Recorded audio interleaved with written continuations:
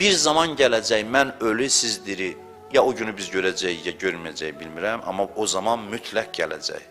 Heç kəsin buna şəkki olmasın. O nə zamandır? O elə zamandır ki, birinə desələr dinsiz, məlum olacaq ki, şəxsiyyətsiz adamdır. Birinə desələr dindar, məlum olacaq ki, şəxsiyyətli adamdır.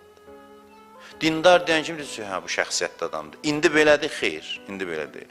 İndi dindarların içində çox şəxsiyyətsiz adamlar var, dinsizlərin içində çox şəxsiyyətli adamlar. Demirəm, amma dindarların əksəriyyəti, əstəğfurullah, elə demirəm. Deyirəm, çoxdur belə adam. Əksəriyyət falan deyə bilmərəm. O faiz nisbətini mən bilmirəm. Amma bir gün gələcək, bu din çalxalanacaq, o ki, axirət zaman imtihanlarıdır. Çalxalanacaq, şəxsiyyətsizlər içindən atacaq, şəxsiyyətləri cəlb edəcək. Bu mütləq olacaq, mütləq. Elə ki, şəxsiyyətsizləri atdı, çıxartdı içindən, qalacaq şəxsiyyətlilər və kənarda qalan dinsiz şəxsiyyətli adamlar, amma dinlər yoxdur. Onlar mütləq gələcəklər, onlar dini qəbul edəcəklər mütləq.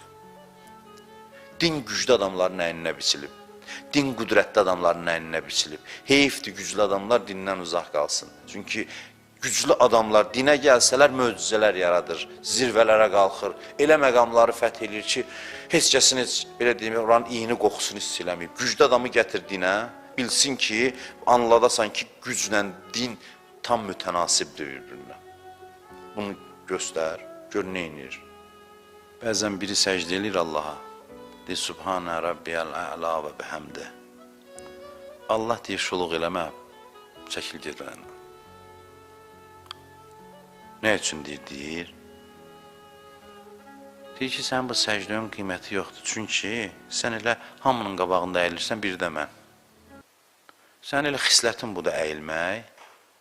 Gəlmirsən indi burada oyun çıxartma, Subhanə Rabbiyəl əla. Elə sən elə hamının qabağında əyilən adamsan, boynu bükük adamsan, indi də həmin o xislətin gətirib səni mənim qabağımda səcdəyə salır.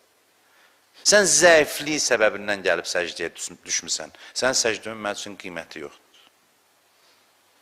Sən öyrəşmirsən əyilməyə, indi gəlib burada əyilmirsən. Bu əyilməyin mənim üçün heç bir qiyməti yoxdur. Biri də var Əli əleyhissalamın səcdəsi. Həzrət Əli əleyhissalamın. Heç kimə əyilməyən adamın gəlib Allah qabağında alnını yerə qoyması görməli mənzərədir. Ləzzətli səcdədir.